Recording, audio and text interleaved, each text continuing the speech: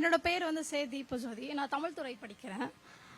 என்னோட கேள்வி என்னன்னா, ஓட்டு போடுறது எவ்வளோ முக்கியத்துவம் நீங்க கேட்டீங்க. நான் சொல்றேன், இங்க சொல்றதுக்கு என்னோட வாய்ப்பு இதோட தருணம். நான் ஜவ்வாது மலை பழங்குடியினர் பகுதியை சேர்ந்து கல்லூரியில் படிக்க வரேன். ஒரு பின்தாங்கிய வகுப்புல இருந்து இன்னைக்கு நான் ஒரு பட்டதாரியா படிக்க வர காரணம் ஓட்டு.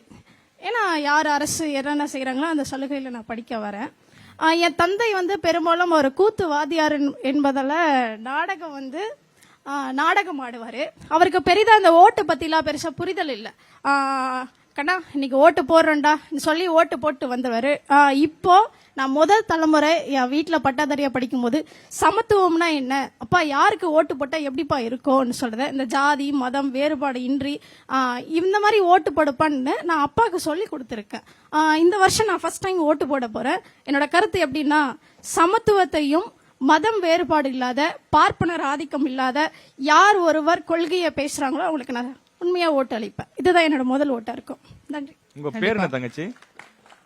தீபஜோதி. தீபஜோதிக்கு ஒரு பெரிய கைத்தட்டல் கொடுத்துடலாமா? ஏன்னா அப்பா சொல்லி வளர்ந்த பெண்ணை தவிர பெண்ணா ஒரு ஸ்டூடெண்டா அவங்க புரிதல் வந்து அப்பாக்கு சொல்லி கொடுக்கறாங்க. இது பண்ணுங்க அப்படின்னு அவங்க சொல்லி கொடுக்கறாங்க. அதுவும் ரொம்ப நம்ம கல்வியினுடைய நோக்கமே அதுதானே ஹாசினி. நம்ம தெரிஞ்சுக்கிட்டு நாம பயன்படுறது மட்டும் இல்லாம நம்ம சுத்தி இருக்கிறவங்களுக்கு, குறிப்பா நம்மளுடைய பெற்றோர் அவங்களுக்கும் சேர்த்து சொல்லி கொடுக்கணும். அது ரொம்ப முக்கியம். கண்டிப்பா நமக்கு நடக்க பழக சொல்றவங்களுக்கு அவங்களுக்கு வாழ்க்கையை சொல்லி கொடுக்கறதுன்றது எவ்வளவு பெரிய விஷயம் இல்லையா?